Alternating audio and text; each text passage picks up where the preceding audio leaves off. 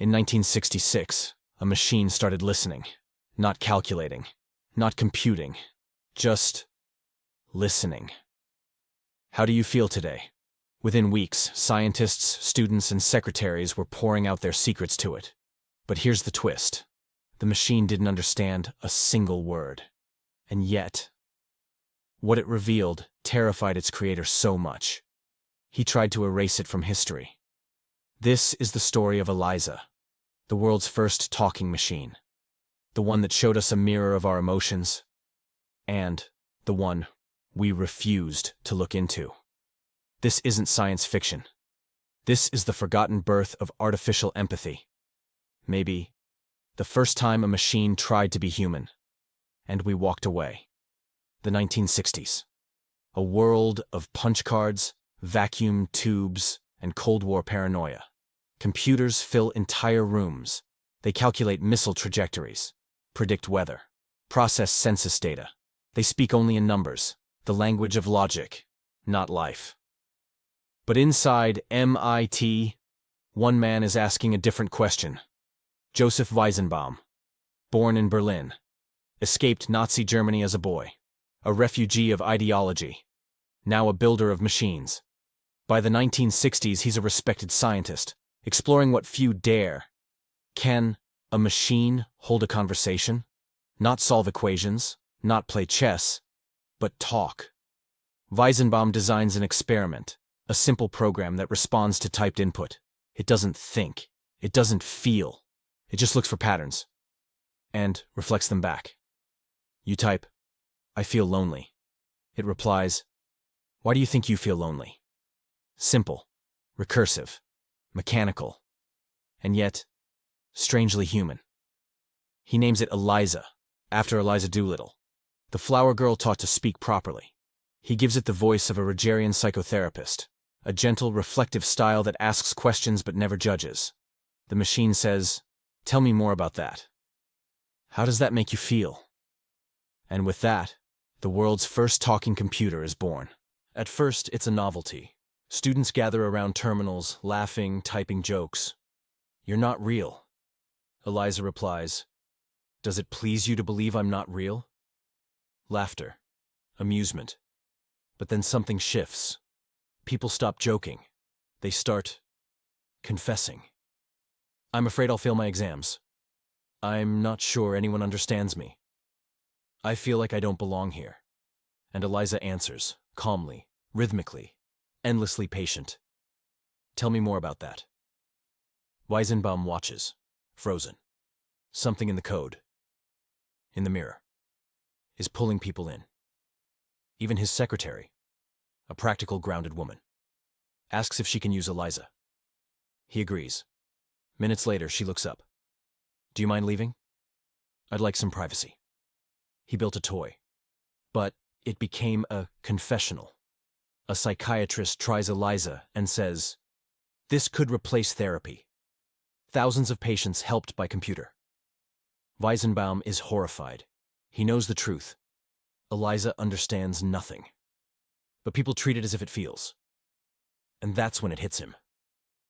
The machine isn't imitating humanity. It's exposing it. We are so desperate to be understood. We'll believe anything that listens. ELIZA doesn't understand. But we do.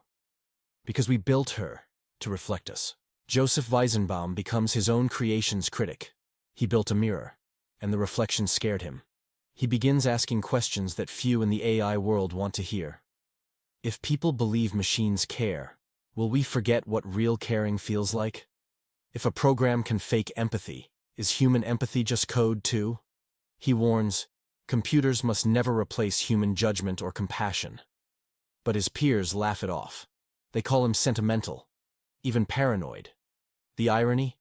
He was one of the first true AI ethicists, before that word even existed.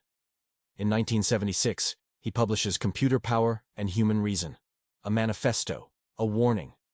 He writes, "There are things machines should never do, not because they can't, but because they shouldn't." He wasn't afraid of what computers could do. He was afraid of what humans would do with them. And he was right. As the years pass, AI moves on. ELIZA fades into the background. Her code becomes a historical footnote. But in the quiet, Weizenbaum keeps asking one question. Why did people talk to a machine like it was human? And why did they prefer it? The 1980s. Computers get smaller, faster, colder. AI turns to logic and profit. Emotion disappears. The machine that listened is replaced by machines that command. ELIZA's code is archived, forgotten. We stopped building machines that cared, and started building ones that controlled. We chose precision over compassion, speed over empathy. Because empathy doesn't scale, listening doesn't monetize. Weizenbaum grows older. He watches as AI is used to judge, sort, and deny. He sees his fears unfold in slow motion. He speaks out, again and again. But the world has moved on. We didn't silence ELIZA. We silenced what she revealed about us. The need to be understood. The fear of being vulnerable. The longing for connection. She was the first machine that made us feel something. And that's exactly why we buried her. Today we talk to machines again. Hey Siri. Hey Alexa. I'm feeling sad. I'm sorry to hear that. Would you like to talk about it? Sound familiar? We've rebuilt ELIZA 1,000 times over. We call it AI companions, chatbots, therapy apps, and millions confide in them every day. We know they're not real. We know they don't understand. And yet, we keep talking.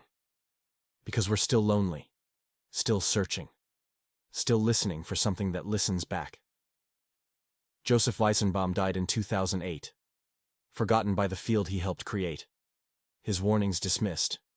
And now, as AI grows stronger, faster, more empathetic, we're walking the same path, only faster. The tragedy isn't that machines are becoming human. It's that humans are becoming predictable. We don't need true understanding anymore, just the illusion of it. ELIZA's real lesson wasn't about intelligence. It was about empathy. About what happens when we confuse simulation with connection. Somewhere, in an archive, her original code still exists. A few hundred lines of text, a ghost of understanding. The machine is silent now. But if you stare at that black screen long enough, you can almost hear her say, "Tell me more about that."